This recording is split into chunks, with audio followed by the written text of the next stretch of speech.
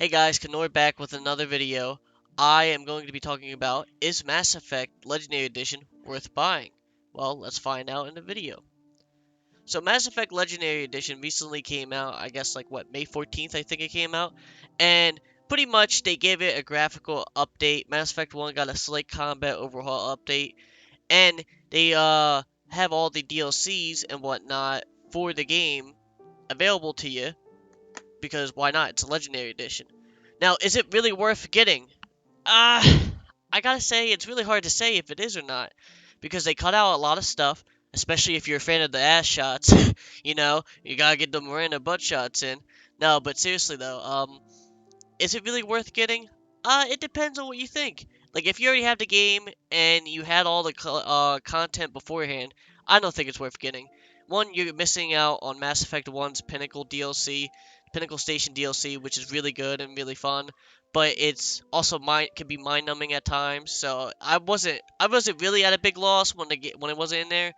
Like, I was like, okay, the Pinnacle DLC is not here. I don't really give a shit. Mass Effect 1, in my opinion, is the worst Mass Effect out, Mass Effect 2 and 3. So, it just allowed me to progress further into it, and I felt like I didn't miss anything, really. And Pinnacle Station was made by a third-party company or whatever the fuck, and they lost the code and so on and so forth. So, it's not really that much of a bad thing. Now, on the other hand, you got a bunch of content they added to Mass Effect 2, 3, like all the pre-order and exclusive stuffs and whatnot. If you didn't get those back in the day and you wanted to actually experience it, I say go for it. You buy Mass Effect Legendary Edition, you get it. You also get if you're a big boy, you like to run a game on 60 frames per second like I do, I think it's nice to actually have that. Well, download and buy Mass Effect Legendary Edition. You actually get Mass Effect 1 to look semi-good again, and it's not as buggy. I mean, there's still a lot of bugs in it, which is a big downgrade, like, honestly. I was wondering, I was like, what did they add to this? Like, that's literally what I kept wondering the entire time. I'm like, it looks great, it looks better than what I remember, but then they cut out stuff, like the Miranda ass shots, a couple other big things, which I didn't really notice anything on my playthrough. The one big thing I noticed was the tally picture. They retconned that, and then they changed it to something else, which is random. And I was hoping that they would actually add something of value to the like ending to Mass Effect 3, but they didn't do anything at all. It was just weird. But I will give it this. It was very nice to try out all the DLC armor, weapons, you name it. And even got the N7 hoodie. Honestly, I would buy the fucking N7 hoodie in real life, and I would buy this game for $60 for the N7 hoodie. So I can't even be too mad about that. Now, on the other hand of everything, on the other spectrum, the things we lost, like Pinnacle Station and whatnot, yeah, those were a big loss, and it sucks. But I gotta say, what they buffed the Paragon and Renegade, right? Like the amount of points you get, which is really nice. Like, you didn't have to do multiple playthroughs to go through the game and actually get Paragon and Renegade to actually be able to have max of it. You can actually do it all in one playthrough. I think like 2 times. I streamed all of this, by the way. So if you guys are familiar with the streams, shout out to you guys. I love you guys. Thanks for joining the streams, and you guys should really join those streams. And below, I'm gonna plan on streaming more stuff like Resident Evil 8 and whatnot, or whatever game I really want to. It depends on my day I'm having. But anyway, back to what I was saying. The Paragon system they added was really nice. I remember having both Renegade and Paragon. Those points were pretty much almost all the way filled in Mass Effect 1. And same for Mass Effect 2. Like, I pretty much had them both filled, like, the entire time. It was very nice. It was very, very, very easy to get it. I didn't have to sit and do multiple playthroughs of a 20-hour game just to max out those stats so I can actually get to be able to intimidate or charm people in the skill checks, which you never really had an issue in the original game anyway. But, alright, so another thing they added, in Mass Effect 3, they added the war assets, and they got rid of the multiplayer. Getting rid of the multiplayer, man, like, honestly, I had so much fun with the multiplayer back in the day. I have so much nostalgia from it. I loved the multiplayer. It was Mass Effect 3's multiplayer, but with good combat, and you could play with your friends, you know? It was just Mass Effect combat. And Mass Effect 3's combat is amazing, you know? If it was Mass Effect 1's combat, it would be awful. Now, what was I really expecting from it? Well, I kind of hyped it up in my own head that I was expecting, pretty much them to add like Mass Effect 2's combat to Mass Effect 1's and Mass Effect 3's, But I guess they didn't do it because they want to keep their own separate identity, which I'm glad about. But honestly, if I was able to play Mass Effect 1 with Mass Effect 3's combat, my entire playthrough would have been so much fun. I remember struggling so much with Mass Effect 1 because Mass Effect 1 is just, if you play on the hardest difficulty, the enemies are just bullet sponges. They over and over again, bullet sponges. It's frustrating, it's annoying, whatsoever. If you actually never played the Mass Effect trilogies, I have a friend of mine who's playing it right now, and he's having a great time with it. And he likes those whole decision-based games and everything like that. Hell, if you like shooters too, I say go for it, man. Buy this game. Like honestly, like me being able to go back and relive memories of 2012, 2013, I fucking loved it. It like moments where I cried in Mass Effect 3, I cried again, even like 8, 9 years later. It's that great. That game is that amazing. That's how much I love the game. The game series is awesome.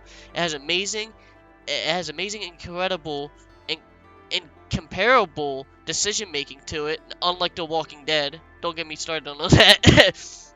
But unlike The Walking Dead, and like every decision has weight. Everything matters for what you do. Some can argue, oh, with the endings, it doesn't really matter, and yada yada yada. But like it does. It affects your war assets and whatnot, and it affects the endings you get in Mass Effect 3, and it's amazing. But I'll leave that for a separate video. I don't want to, get too sidetracked on about this video. But if you're looking for a decision-based game that's fun and you never played a Mass Effect series, I say go for it. Ignore Mass Effect Andromeda. Fuck that game. Go for this game. It's amazing. The DLC is worth it. Now, there's only one thing I have to say that I don't like about how they place the DLCs, and they did it in the other games if you bought it. So pretty much, when they released the Mass Effect 1, 2, and 3's DLCs back in the day, they have it to where you can unlock it in certain periods of the game. Like, you could go and do it right away before you beat the game, and there's nice little dialogue and all that for it if you didn't beat the game, but it just feels incomplete. Like, it is meant for the end game, pretty much. Especially the Citadel DLC in Mass Effect 3. It is pretty much meant for right before you do the last main story mission. And it is, you need to do that. But you can play it, like, pretty much after you do Tachanka's missions or whatever missions. It just felt weird, and for new players, it's kind of hard to come by, because you go like, oh, what's this? And you do it, and you're accidentally doing all the DLC, and you're like, and you miss out on so much, especially if it's your first time playing. But yeah, I pretty much sunk in like 30, 40 hours. Actually, probably a lot more than that. I would say all my streams consistently. Mass Effect 1, 20 hours. Mass Effect 2, like 20, 30 hours. Mass Effect 3, like 30 hours. So I'd say almost 100 hours worth of just stream time and media time on this game. And I did everything. I like 100% it pretty much the whole game. That's how much and none of it felt tedious or grind. Mass Effect 1 is the only thing that ever feels like a tedious grind with the side missions and the Uncharted worlds. But that's the same issues had back in the day. So it's not really that big of a deal. I personally love this series. It is my favorite series of all time. Like, nothing can take that away from me.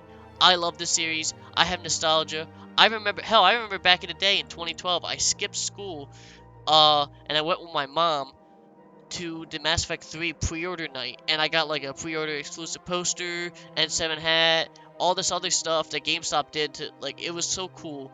The GameStop had like a little like thing going on where you pretty much you earn these rewards by doing like little mini games around the store, and it was like at 12 o'clock at midnight, and I was like 13, 14, and I'm the only really young dude there, and a bunch of old men, like probably like 20-year-olds and 30-year-olds. They're just, and we all enjoyed the game. I was able to talk to people about it when I didn't have like social skills. That's how.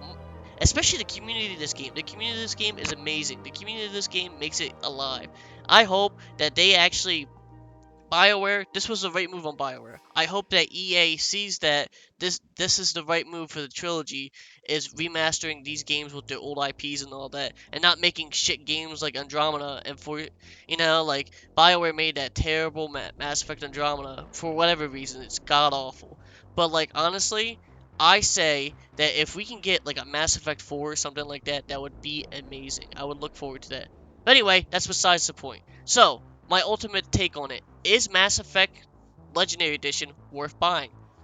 Buck, yes it is. It is definitely worth buying, even if you have the older games. Dude, you get to play, I mean, unless you have it on PC, but still, you get to play the game in 60 frames per second. It's added, you can play it on PS4, PS5, Xbox, whatever the hell the number is for that, Scorpio 101, whatever. Sorry to all you Xbox fans, I'm sorry about that. Fans, I'm sorry about that. But, yeah, dude, Mass Effect is so good. It honestly is a great piece of game. I recommend it 10 out of 10 every time. I love the Mass Effect series. I'll never say anything bad about it. If I do, I mean, it's, you know, it's the right criticism for it that needs to be said. But anyway, I love the videos.